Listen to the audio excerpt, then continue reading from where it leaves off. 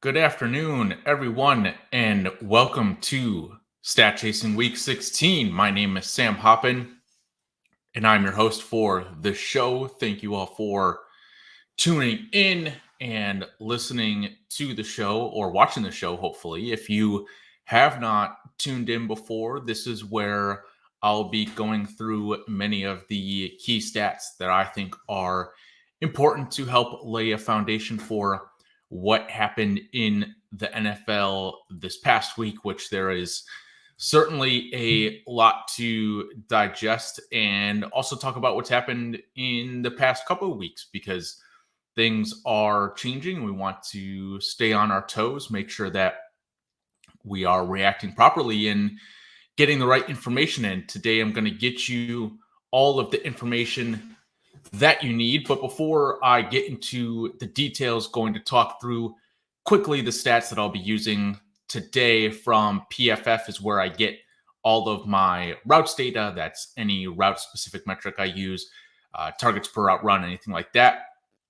I also use their expected fantasy points, which is a model built that weights opportunity by the line of scrimmage, and primarily use this as a measure of player usage and workload. From the NFL play-by-play data is where I get most of my data. That's NFL faster. That's where I get air yards, which is the distance the ball traveled in the air before it gets to a receiver. Have weighted opportunity rating, or Whopper. That's a stat that Josh Hermsmeyer created that weights air yard share and target share. Also have Racer, which is receiver air conversion ratio, along with Pacer, which is passing air conversion ratio. For Racer, that's receiving yards divided by air yards. Pacer is passing air yards divided by passing air yards. And these are essentially efficiency metrics used to show how well receivers are converting air yards into actual yards. Also have quarterback adjusted yards per attempt, which is just a quarterback's yards per attempt, but is weighted with bonuses given for touchdowns and points taken away for interceptions. Also have pass rate over expectation, or PROE, which I'll refer to as the NFL faster play-by-play data has a variable that determines the percentage chance that the play will be a drop back, and then compare the rate of that to a team's actual passing rate, and there you get passing rate over expectation. Also have CPOE, or completion percentage over expectation, similar concept, but with completion percentage on passes for quarterbacks. And then have a couple of stats popularized by Ben Gretsch. Have weighted targets per route run, which weights air yards and routes run with a general scaler included.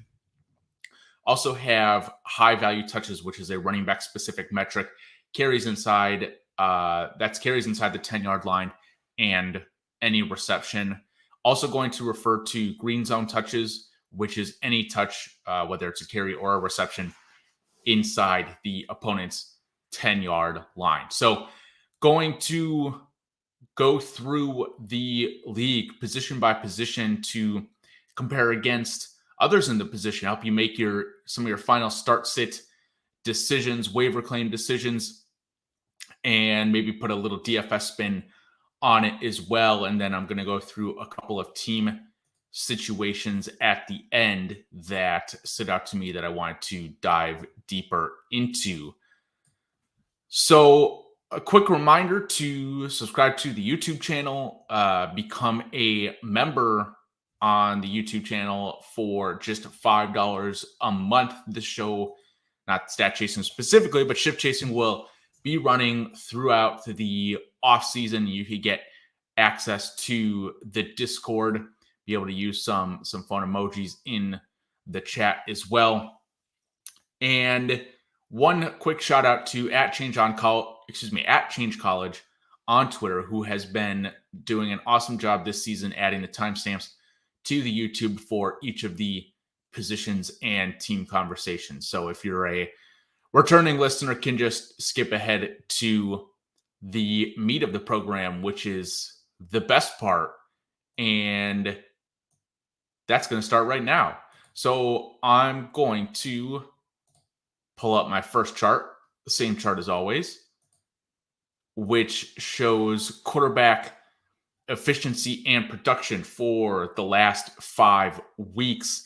On this chart, have adjusted yards per attempt on the x-axis, touchdown rate on the y-axis, and the size of a quarterback's bubble as his rushing yards per game. Looking for efficiency from our quarterbacks because volume is not necessarily the biggest driver of fantasy success at the quarterback position like it is at some of the other positions.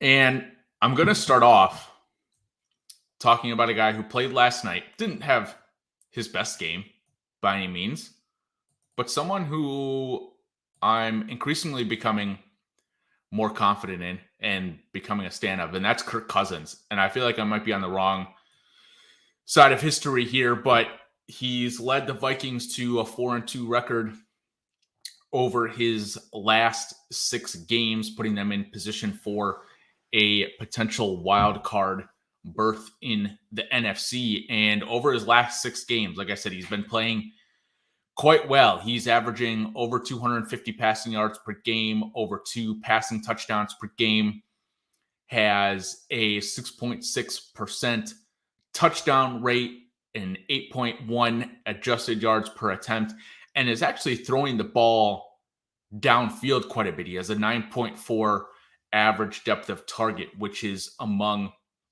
the highest in the league over that span of games. He's throwing the ball about 33 times per game and averaging just around 17 PPR points per game. Obviously doesn't have as high of a ceiling without the rushing ability that some of the other top tier quarterbacks bring, but certainly has been playing efficiently from a quarterback perspective, has a negative 1% completion percentage over expectation in that span as well, but is top 10 in EPA and CPOE composite score over the last 6 weeks. And he's doing this without Adam Thielen the last couple of games.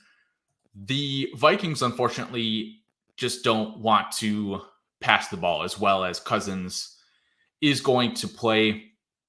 They have a negative 2% pass rate over expectation over the last 6 weeks, and that is likely not going to change regardless of the personnel that they do or don't have. I mean, if they don't have Dalvin Cook, they're more than confident relying on Alexander Mattison to do that work. Or if both of them are out, I believe Keen Ngangwe, probably messed that name up, unfortunately, but happy to run the ball with him as well. But I certainly think from a DFS perspective, Cousins is always one of those guys that is sort of overlooked because people think of the Vikings as a run first team, which is fair, and they are, but he's had multiple passing touchdowns in each of his last 6 games, so clearly can be efficient from that perspective.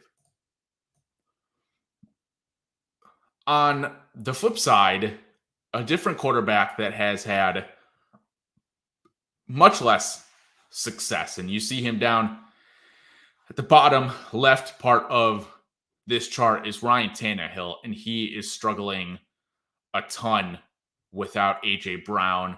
Over his last 3 games, which have all been without Brown, who I might add is looking like he will return this upcoming week. They play Thursday night against the 49ers. He was designated to return and was, I believe, participating in walkthrough today. But Tannehill has just been god-awful. I mean, they still want to run the ball as much as possible. They have a negative 10% pass rate over expectation the last couple of weeks. But Tannehill has thrown just 1 touchdown, has a 1.2% touchdown rate, a 4.4 adjusted yards per attempt. He's thrown 2 interceptions and is averaging less than 150 passing yards per game. So Tannehill, ever since he got to Tennessee, has been this extremely efficient passer, and his touchdown rate has been above 5%, I believe, in each of the seasons that he's been there. And it's just not happening. I mean, Julio is not panning out like a lot of people expected to. He's only throwing it 5.9 yards downfield with 5.9 yard average depth of target. And because of that, he's averaging fewer than 12 fantasy points per game over his last 3. So, I mean, this could be a consequence of Derrick Henry being out and teams being more comfortable, I guess, selling out for the pass, if you will, even though the Titans aren't throwing the ball a ton. But it doesn't look pretty. I mean, if you were relying on Ryan Tannehill, you've likely moved on at this point, but there's nothing really to suggest that he is going to turn it around. Has a negative 2.7 completion percentage over expectation the last 3 weeks, so just hasn't been able to be efficient at all whatsoever.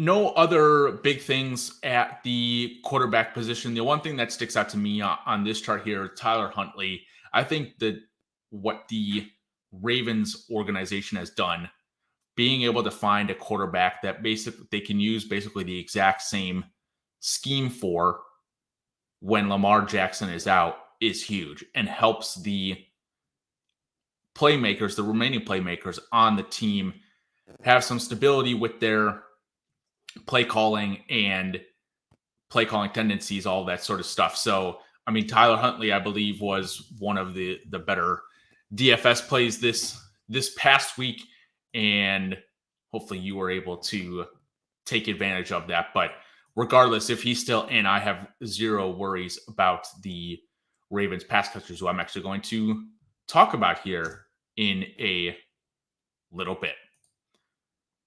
But before I get to that, I'm going to talk about the running back position, arguably the most important position in fantasy football. And on this chart here, have expected fantasy points, rushing expected fantasy points on the x-axis, receiving expected fantasy points on the y-axis, and then fantasy points over expectation as the size of the bubble. And I'm realizing that Christian Wilkins is showing up on this chart, and he's a defensive tackle, so must have slipped through the cracks there somehow. But in any case, so fantasy points over expectation is the size of the bubble. That's basically how much above or below expectation they're scoring relative to their actual workload. And one guy who way outperformed expectations, both from a fantasy perspective and from a real life perspective, is Duke Johnson, who was finally treated as a bell cow back. He was the lead back in the Dolphins backfield. And there were actually some quotes. I don't remember if this came out before the game or after the game or during, but Brian Flores said that they rode with Johnson as the starter because Gaskin was out all week due to COVID protocols and wasn't practicing, and Johnson was able to practice. So it was a little confusing to me because I kind of figured that practicing the entire season would mean a little bit to that coaching staff and not just a couple of days, but it could have very well been a game-specific situation or scheme that they were working up. But in any case, Duke Johnson, in his first start in quite some time, got 22 carries, 23 total opportunities, only had one target, had all 3 of the Dolphins' green zone touches, had 4 high-value touches, had 70% of the running back touches in the backfield, scored 2 rushing touchdowns as well. Only played on 58% of snaps. They used Gaskin in a bit more of a relief role down the stretch. What was kind of shocking was how little they used Johnson in the passing game. He only ran a route on 29% of dropbacks, and entering the game, I mean, Johnson's been known as the sort of pass catching stereotype, if you will. As far as his expected fantasy points, he scored 7 fantasy points over expectation, but still was at 18.8 expected fantasy points, which is a phenomenal workload.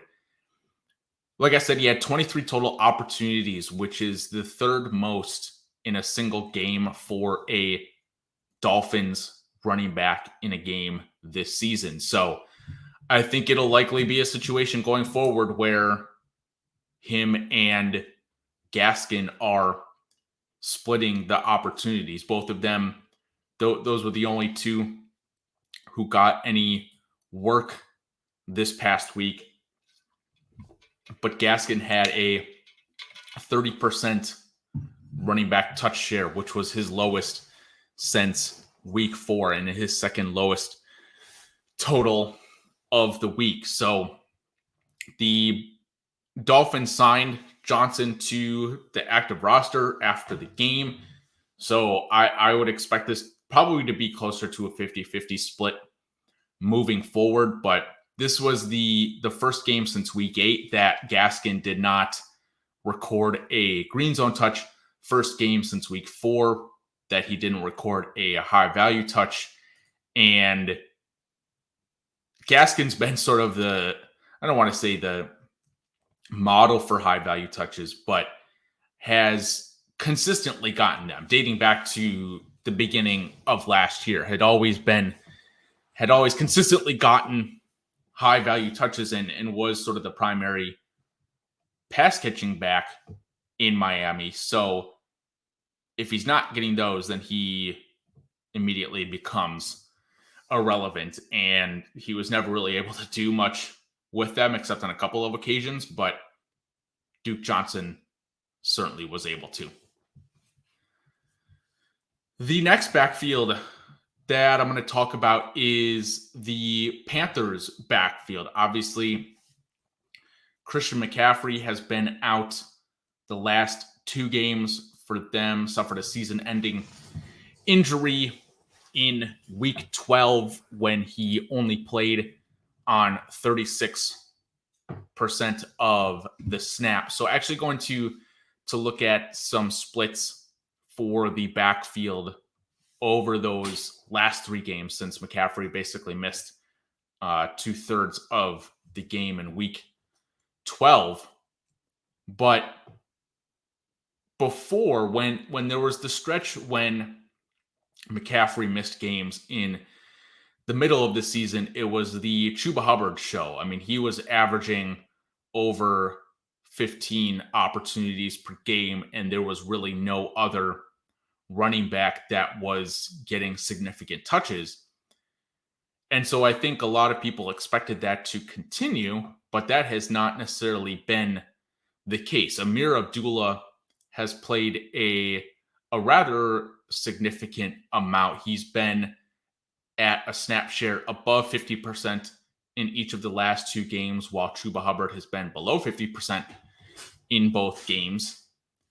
And where the big differentiation is with the receiving work, which is what Abdullah is getting. Over the last 3 games, he has 89% of the running back receptions. He's running a route on 56% of dropbacks, has a 14% target share, and is averaging 6.7 receiving expected fantasy points per game, has nearly 5 targets per game in that span as well. So truly operating as just sort of the passing down back and pass catching back, because he only has 10 total carries over those 3 games.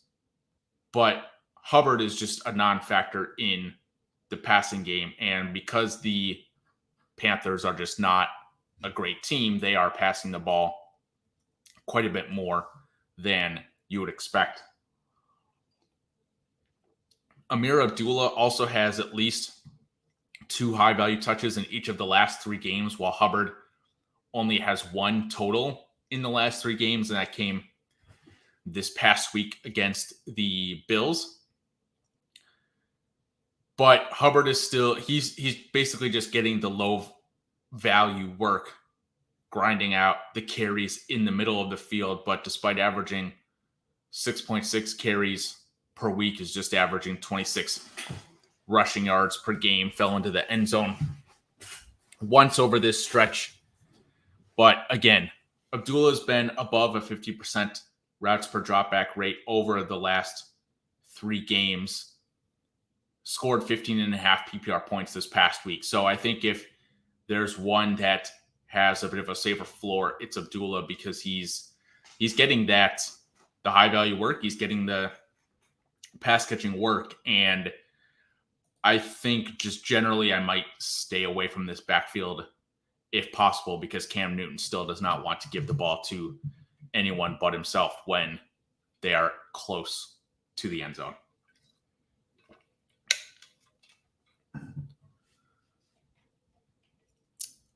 All right. Skipping ahead here is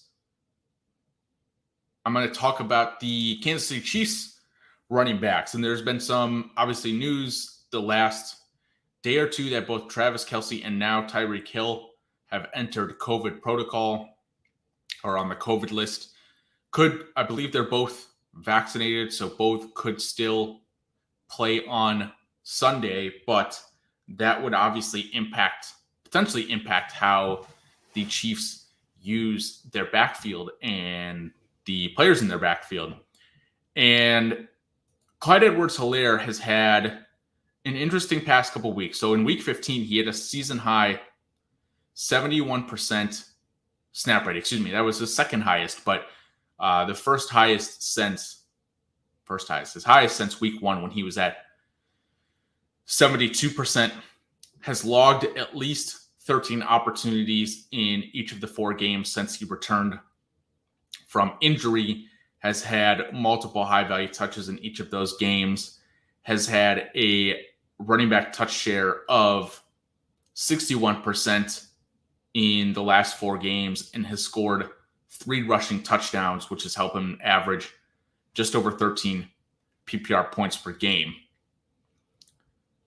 But he's ceding some work to Darrell Williams, who is only averaging 6.7 opportunities per game. But it's not nothing. I mean, his snap share, I think, if you want to be encouraged by CEH, Darrell Williams' snap share has gone down in each of the last 5 weeks. So it started at 59% in week 10, was down to just 29% in week 15. But the frustrating part here is that Darrell Williams is getting a lot of high-value touches. I mean, at least relative to his workload, he's had 3 and 2 high-value touches in the last 3 games. So a large portion of his workload are the high-value touches. I mean, he scored some nice receiving touchdowns over the past couple weeks and had the only 2 green zone touches for the Chiefs this past week in the game against the Chargers. And sort of the high-value touches and the green zone touches has always been a bit of a concern for CEH. I mean, if you look back to his rookie year, that very first game he had when he was given the ball 3 or 4 times inside the opponent's 5-yard line and just didn't do anything with it. But one other positive note for CEH is that he ran around 68% of dropbacks in week 15, which is tied for a season high for him. So that's that's really encouraging. I think the passing work is going to be what likely unlocks CEH's ceiling moving forward. So I think rest of season, I say rest of season, but there's only 3 weeks left. 3 weeks left.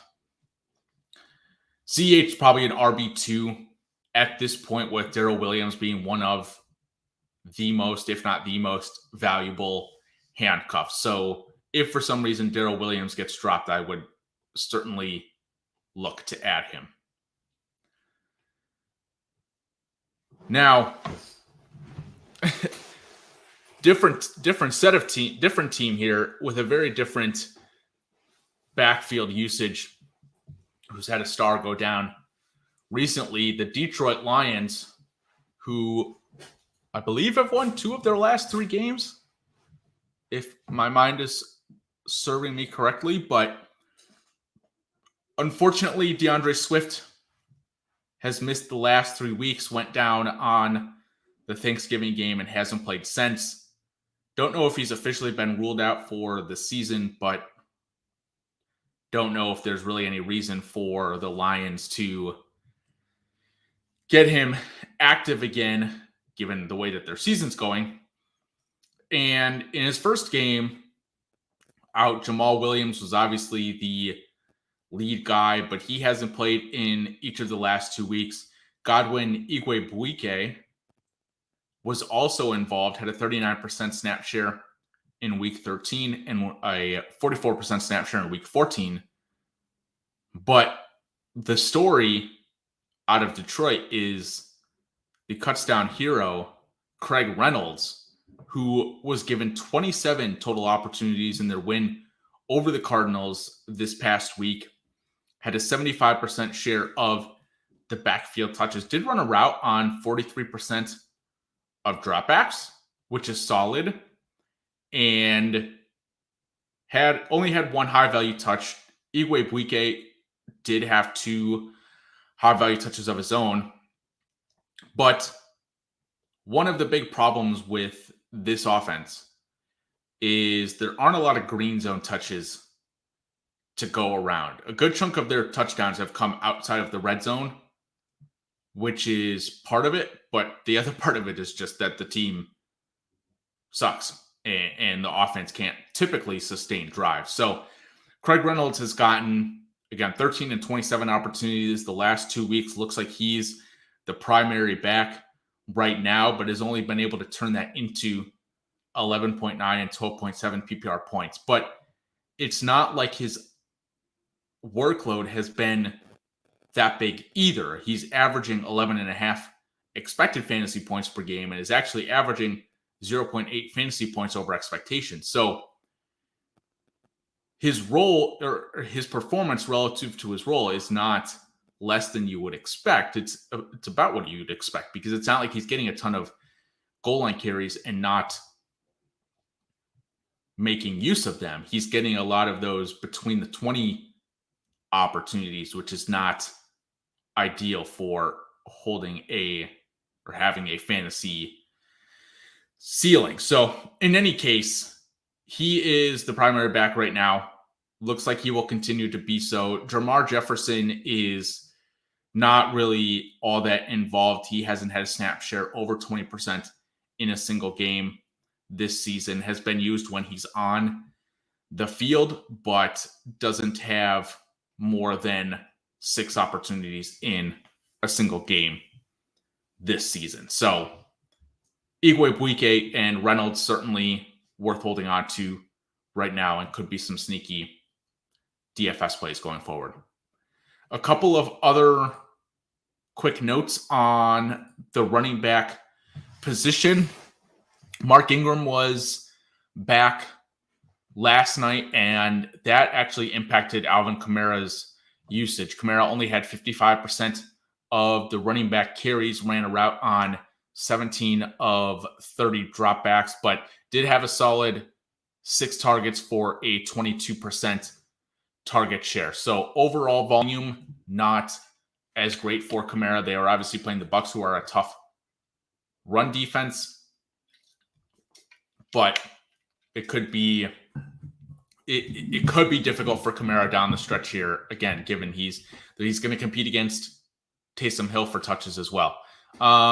James Robinson, in his first game without Urban Meyer, Carlos Hyde was also inactive, but Carlos Hyde, I believe, was just put on injured reserve this morning, but Robinson played 84% of snaps, had 18 of the 19 running back carries, 6 of the 8 running back targets, a 15.7% target share, and ran around on 66% of dropbacks. So just an elite workload, RB1 season for James Robinson. Speaking of RB1 season, it looks like Devin Singletary is turning into the RB1 in Buffalo. Over his last 2 games, he's played 87% of the snaps, has gotten 24 of 28 running back carries, 9 of 10 running back targets, and has run a route on 61 plays compared to just 7 for Matt Breida, and Zach Moss has been inactive. Last note here, so Austin Eckler was put on the COVID-19 list as well, and I think the next guy up here would be Justin Jackson. He ran a route on 52% of dropbacks, while Eckler was limited to just 33% in the game on Thursday night. Obviously, was a little bit hobbled coming into that game, but Eckler did still tie the week's lead for high-value touches with 7, tied with Mr. Leonard Fournette, the high-value touch king, and David Montgomery. So something to monitor there. Moving on to the wide receiver position, Justin Jefferson just breaking the scale on the chart. Unfortunately, did not have a huge game last night in what set up to be an amazing game. Had the over on his receiving yards and thought I was getting a great value, but the Bears were double and triple covering him all night long, so just didn't have an extremely efficient game. But in any case, want to start this off talking about the Bucs wide receivers and where we go from here, because Chris Godwin, unfortunately, is out for the season with a torn ACL. Mike Evans is a little bit hobbled with a hamstring injury, so their wide receiver group got very depleted very quickly.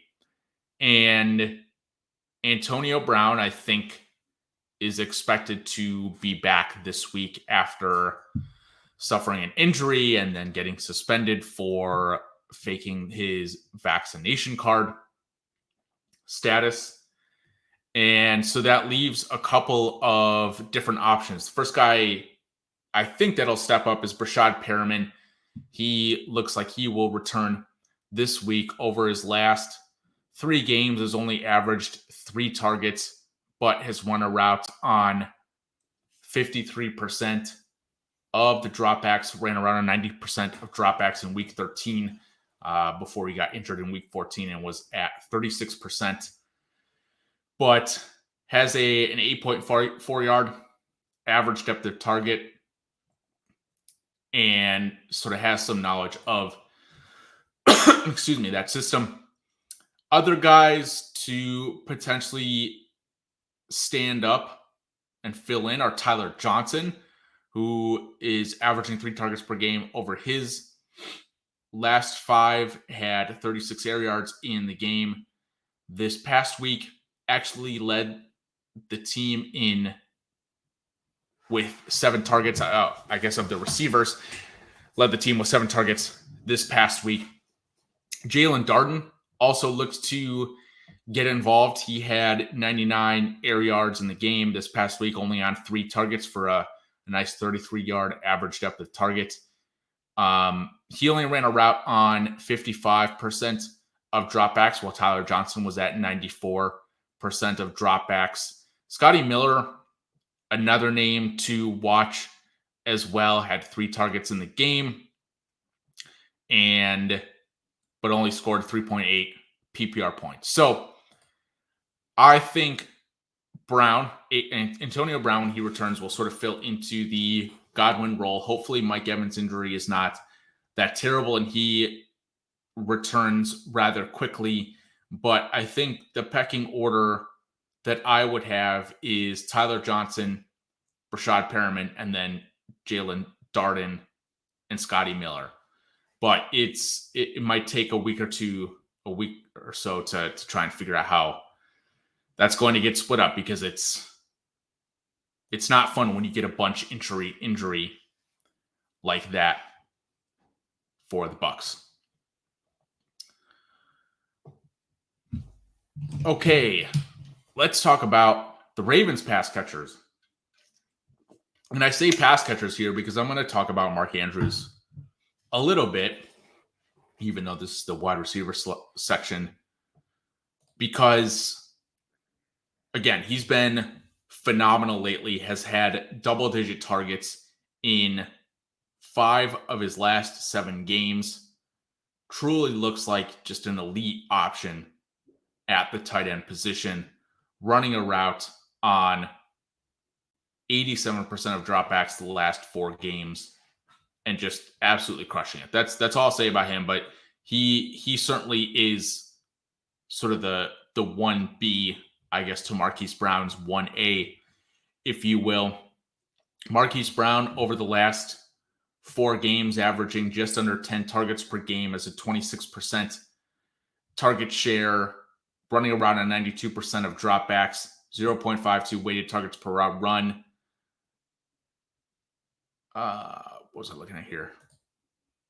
Only 12 PPR points per game and is averaging negative 4.5 fantasy points over expectation. Oh, that's what I was looking for. So his average depth of target is only 7.5 yards over the last 4 games. And Mark Andrews has actually gotten a lot more downfield looks. He has a 10.7 yard average depth of target and actually has a 43% air yard share compared to 28% for Marquise Brown. So it really is just those two sort of in their own world.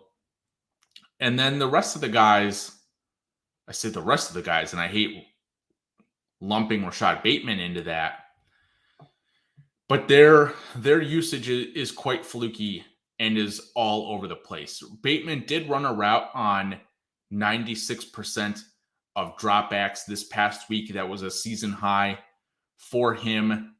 I believe only missed running a route on 2 dropbacks. But outside of his 8-target game in week 14, hasn't had more than 6 targets in a game in his last 5 games. Had just 2 targets in the game this past week. So a very low targets per route run rate.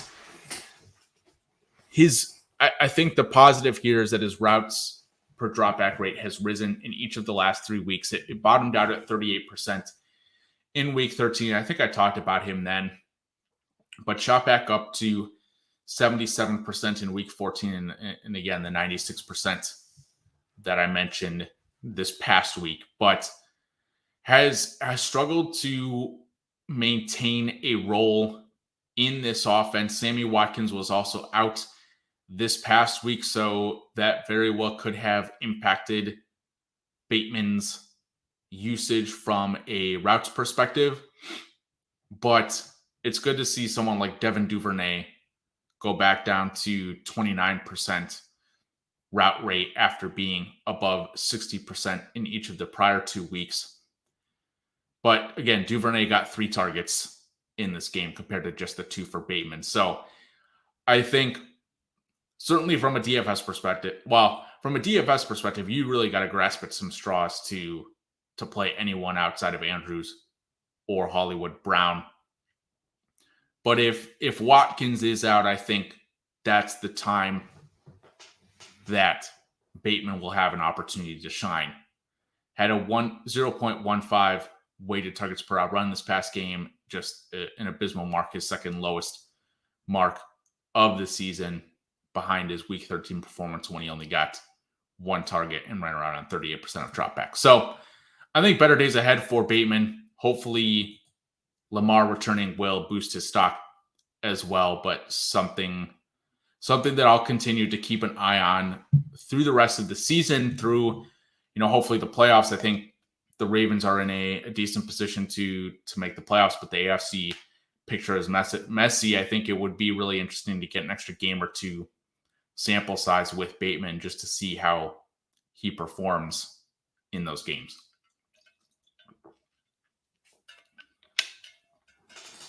A group of receivers that I have very little hope for, and very little hope for the team in general, is the Giants wide receivers.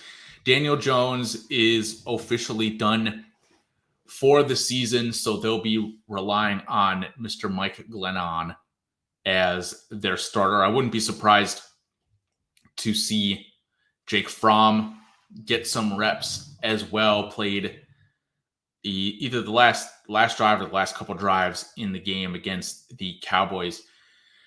Another unfortunate injury, Sterling Shepard suffered a torn Achilles, so he is out for the rest of the season. But I think the primary guy that I want to talk about here is Kenny Golladay, who's been injured for stretches throughout this season, hasn't really played like Kenny Golladay at all, but is getting some really solid usage over the last couple of weeks. So in the three games that Glennon has started, he's running a route on 80% of dropbacks, which is solid. Has a 19% target share, a 33% air yard share, and is averaging nearly 100 air yards per game, has over 110 air yards in each of the last 2 weeks. Darius Slayton isn't far behind him with a 24% air yard share, a 12% target share, and a 78% routes run rate. I hope Golladay sort of fills in some of the work that Shepard will leave behind with his injury, because he was averaging about 5 targets per game. But Kenny Golladay has had a weighted targets per route run over 0.55 in 3 of his last 4 games, which he had only been above twice in the 8 games before that. Doing a little mental math here. And has had double-digit receiving expected points in 3 of his last 4, but hasn't hit double-digit PPR points in a game since week 4. So not severely underproducing. I mean, it's not like his receiving expected points per game is up at 20. It's right around 10.5, but he's still underperforming, and he's one of those deep threat guys that could, get an end zone target or something like that, get a deep shot and take it to the house and make up for the value in just one single play. Ben Gretch's favorite, John Ross, missed a game this past week. Farrell Cooper ran a route on just 8% of dropbacks, got 2 targets for an outstanding 1.47 weighted targets per run. I'm just kidding. You can ignore Farrell Cooper. But yeah, I think Kenny Golladay could have a solid last couple games, is what I'm trying to state here. All right.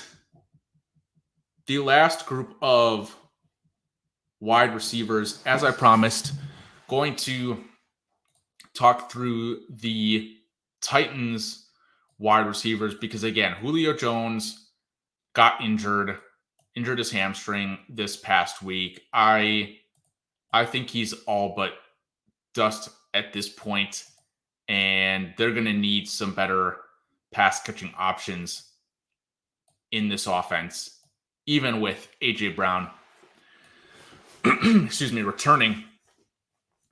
And I think the best candidate to do that is Nick Westbrook-Akine, who over the last 3 games is averaging 5 targets per game, but is running a route on 91% of dropbacks, has a 39% air yard share. Again, Tannehill not throwing the ball a ton, so got to keep that context in perspective, but has an 18% target share, which leads the team, a 0.52 Whopper, averaging about 9.5 receiving expected points per game, has at least 5 targets in 3 of his last 4 games. So I think there's certainly an opportunity for him to play that wide receiver 2 role behind A.J. Brown. Had 115 air yards in the game. This past week had a 0.61 weighted targets per route run. Trying to find him on the chart here, up on the top here. So had a really solid air yards market share, over 50% in the game. This past week had 15 expected points in the game as well. So someone to keep an eye. I mean, like, they haven't necessarily ruled Julio out, but even if they don't, I'd rather play Westbrook-Ikhine than Julio at this point. Speaking of players who are struggling, Courtland Sutton now has 2 or fewer catches in 7 straight games, just really struggling over the back half of the season. Going to be very interesting to see where his ADP lands next season. I think a lot of that obviously will be quarterback dependent, but if they get a guy like Rodgers, or I don't think the free agent class for quarterbacks is that good, but if they get someone competent, then I think his ADP will be around 7 or 8. Someone going in the opposite direction, Amon-Ra St. Brown for the Detroit Lions has a 33% target share over his last 3 games, has double-digit targets in each of those 3 games, just absolutely crushing it. Currently the Lions wide receiver 1. And Manuel Sanders was out this past week, which led to some elite usage for Gabriel Davis. Played on 63 of 70 snaps, ran a route on 38 of 42 dropbacks, got 7 targets for a 21% target share, and had 5 receptions for 85 yards and 2 touchdowns. So a really solid game for sure. If you played the chalk with him in DFS, it certainly paid off. All right, starting to round the show out here, talking about the tight end position, everyone's favorite. And I talked about Mark Andrews earlier, but want to talk about a different set of AFC North tight ends, and that's the Cleveland Browns. They played in the game last night, the absolute thriller, losing in terrible fashion to the Las Vegas Raiders. But Austin Hooper was out for this game, which led to a big usage night, I'll say, for David Njoku, who ran a route on every single dropback for the Browns in the game, had 5 targets for his second straight game. He missed the week 14 game, and they were on bye week 13. So that's why I say the last 2 games, because it's been more than 2 weeks. But in any case, 5 targets is the second most that he's had in a game. Only scored 6 PPR points. Had a targets per out run of 0.17, which is, because he ran so many routes and didn't get a ton of run. But over his last 3 games has a 15% target share, which again isn't terrible for a tight end. Has 0.21 targets per route run, running a route on 64% of dropbacks. So that sort of overlays with some of the games that Austin Hooper was playing. But Hooper, again, in his last 3 games as well, has an 18% target share, running a route on 66% of dropbacks. They both have a 14% air yard share, but are averaging right around 5 targets per game. So in the future, I mean, Harrison Bryant really didn't play much of a factor in this game. He only ran a route on 28% of dropbacks. But if one of Njoku or Hooper are out, then the other one certainly becomes a viable play, despite not having a huge weekly ceiling by any means. Another tight end that had a pretty solid week, actually really solid week this past week. His second best game of the season from a fantasy perspective is Dalton Schultz, who scored 20.7 PPR points, ran a route on 90% of dropbacks. And over the last 3 games, with each of the starting wide receivers available, is still running a route on 86% of dropbacks. Actually has a 14% target share, which is higher than Amari Cooper's 12% target share, and is averaging about 10 expected points per game. Excuse me. And has scored just 1 touchdown, but had 8 targets in the game this past week, which is tied for his season high. He's hit 8 targets now 4 times, including the game this past week. So really good to see him continue to get strong usage. His routes run rate hasn't dropped below 75% since week 8. So really, really strong usage for a tight end. Again, one of those guys who just sort of needs to find the end zone, but has scored double-digit fantasy points, in 3 of his last 5 games, has 9.3 in another one of those games. So I think really good. Dalton Schultz having, I guess, a mini breakout, but a solid year all around. One other nugget from John Daigle. Zach Ertz, he's got some splits here with Zach Ertz available and unavailable. So with DeAndre Hopkins available, Ertz is running around on about 70% of dropbacks, has a 14% target share. And Zach Ertz without DeAndre Hopkins has run around on 84% of dropbacks, so 14% more, and 20.5% target share, so about 6% more. And DeAndre Hopkins out for the rest of the regular season, so look for Zach Ertz to be a fantasy league winner with the Arizona Cardinals as we wrap up the season, just as everyone predicted. All right.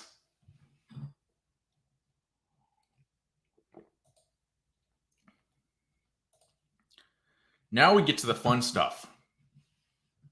And I say that tongue-in-cheek because the New York Jets are not that fun. Zach Wilson continues to struggle since returning from his injury. Over his last 4 games, he's averaging about 31 passing attempts per game, but has just 2 touchdowns. Does only have 2 interceptions. I guess that's a positive, but has a 1.6% touchdown rate, 5.5 adjusted yards per attempt, 56% completion percentage. Isn't throwing the ball downfield at all, just a 6.7 average depth of target, only averaging 185 passing yards per game, and has a negative 12.8% completion percentage over expectation, which is 3rd worst in that span, ahead of just Cam Newton and Taysom Hill. So 2 guys that have just struggled mightily this year. Those are the only guys that he's outperforming. The Jets have become a little less pass heavy in that span. For most of the season, they had a positive pass rate over expectation. We're right around 4 or 5%, but have shifted to a negative 1% pass rate over expectation in those last 4 games. And I would say that's benefited the backfield and the running backs, but they really haven't had that much more success here. In week 15, Michael Carter returned after missing 3 games on injured reserve. Ty Johnson was out of this game as well, but Carter looked like he returned to, I want to say a bell cow, but he really wasn't. He played on 44% of snaps, had 8 opportunities. He did have, he had 10 opportunities. Sorry, my sorting got messed up here. He had 10 opportunities, did not record a green zone touch, but ran a route on 46% of dropbacks, which is solid. Only scored 3 PPR points.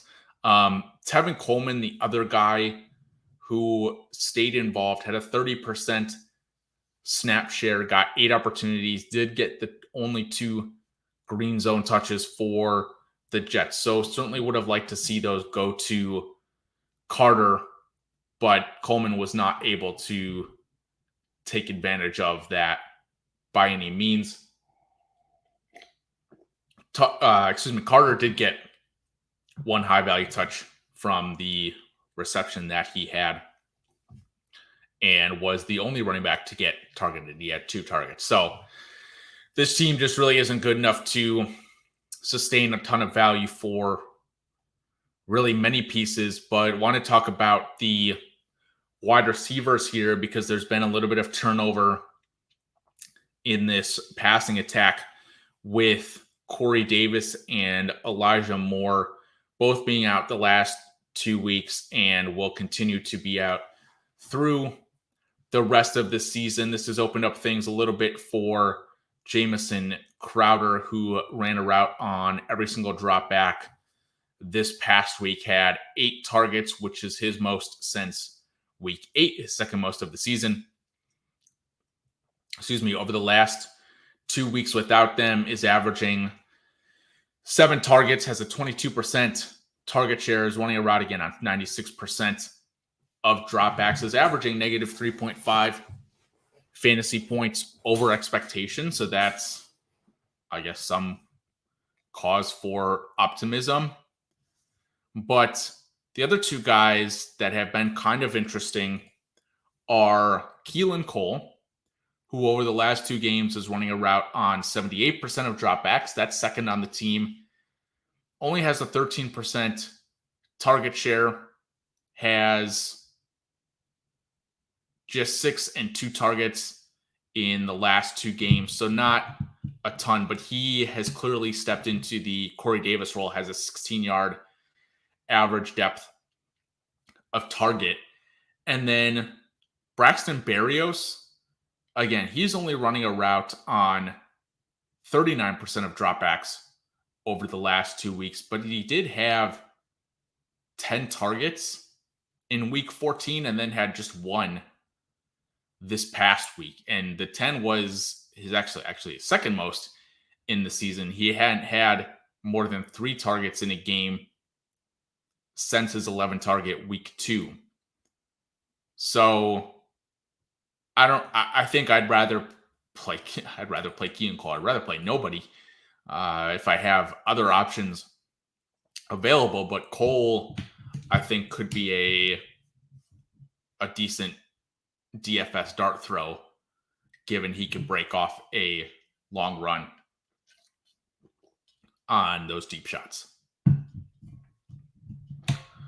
The last team here, going to talk about the San Francisco 49ers, who have been a little bit more exciting and actually like kind of fun to watch as of lately, despite their run first tendencies. I talked about Jimmy G in the episode last week. Not really much has changed about him. He's still playing solid. The 49ers, again, could make some noise in the playoffs, I think, assuming they make the playoffs, but want to focus on the rest of the playmakers because there have been some changing roles here. And Elijah Mitchell has been out the past 2 games. It sounds like, I believe I saw a report today that there's some optimism that he will return for the game this upcoming week. It was either this upcoming week or the next week. But in his absence, Jeff Wilson has been the primary guy over the last 2 games, has recorded 88% of the running back touches, has had 4 high-value touches in the game. This past week, ran a route on a season-high 67% of dropbacks, which is the I believe, the highest individual mark for a 49ers running back this season. Played on 88% of snaps, which is also the highest for a 49ers running back as well. Had a really solid 20 PPR points in the game this week. JaMychal Hasty, someone who I thought would have some sort of role because he was getting some pass catching work earlier in the season, is basically a non-factor. He's had 3 and 2 opportunities the last 2 weeks, ran a route on just 4% of dropbacks this past week. So we'll see what things look like when Mitchell gets back and how Jeff Wilson gets used. But without Mitchell, lost my train of thought there. Without Mitchell, Jeff Wilson is most certainly being treated like a bell cow back. For most of the season, Mitchell has been treated like a workhorse. And in the 2 games before he got injured, Mitchell played on 70 and 84% of snaps, while Wilson was at just 14 and 3%. So this could very well be the first time that we've ever seen Kyle Shanahan use a non-committee in his backfield, but we'll see how that changes when we get back. The other thing that I'm now realizing is that it is sort of a committee, because Deebo Samuel is no longer a wide receiver. He is the Cordarrelle Patterson of the West Coast, and just continues to, I mean, it's great to see that. So a couple things, just real football things. How versatile he is just absolutely insane. Getting handoffs out of the backfield, being able to run these crazy routes, the separation he gets, all of that stuff. And to see his role expanded outside of just sort of being the dink and dunk guy who gets a bunch of passes behind the line of scrimmage is really good. And it has helped his fantasy value tremendously. So I'm realizing I don't have the numbers in front of me, but I meant to pull the rushing attempts per game for Deebo over the stretch of games, because it's been a significant amount of opportunity, so much so that over his last 5 games, over his last 4 games, he's only averaging 3 targets per game, but he's still averaging 17 PPR points per game. He's found the end zone rushing the ball, is averaging over 7 fantasy points over expectation. The good thing is he's running around on 83% of dropbacks. I mean, he only has an 11% target share, which is behind Jawan Jennings over that span. So while his pass catching work has certainly declined, he's making up for it and some with the rushing workload that he does have. So I guess from that perspective, we're still seeing a bit of a committee in San Francisco, and it will be very, very interesting to see how Deebo gets used when Mitchell gets back, and if they revert him back to, really just catching passes. But without Deebo Samuel playing a big factor in the passing game, obviously George Kittle has just had a monster stretch of games. Only had 6 targets in the game this past week, but over his last 5 games has a 28% target share, a 30% air yard share, a 1.49 racer, which is just absurd, especially with a really, not a super deep, but not a super shallow 8-yard average depth of target, is averaging nearly 100 receiving yards per game, just continues to absolutely crush it. Him and Mark Andrews are the top tier in the tight end position right now. Travis Kelce obviously had a big game this past week, but he had a bit of a slump. But Kittle also running a route on 87% of dropbacks. And speaking of players whose role has changed, Brandon Ayuk has run a route on over 92% of dropbacks in each of his last 8 games, after being over 90% 0 times in the first 7 weeks of the season and being over 80% just once in his first 5 games. So has truly had a great second half of the season. Only had 2 targets in the game this past week, but ran a route on every single dropback for the 3rd time this season. Over his last 5 games, has a 23% target share, 33% air yard share. Again, running around on 96% of dropbacks. He's just been, again, aside from the game this past week, I think is more of an anomaly, but continues to just have an incredible second half of the season. And hopefully you held out hope with Brandon Ayuk. All right. That is it for the show today. Thank you all for tuning in. Please like this video, subscribe to the Ship Chasing Discord. Got my nice hat right here that Christina keeps moving it because she doesn't think it belongs in the backdrop. But subscribe to the Discord, $5 a month. Make sure you tune into the show tomorrow night throughout the offseason. I'm sure there'll be a lot of great content with playoff best ball coming up. Continue to have DFS, obviously. Enjoy the games tonight. And until next time, stat that.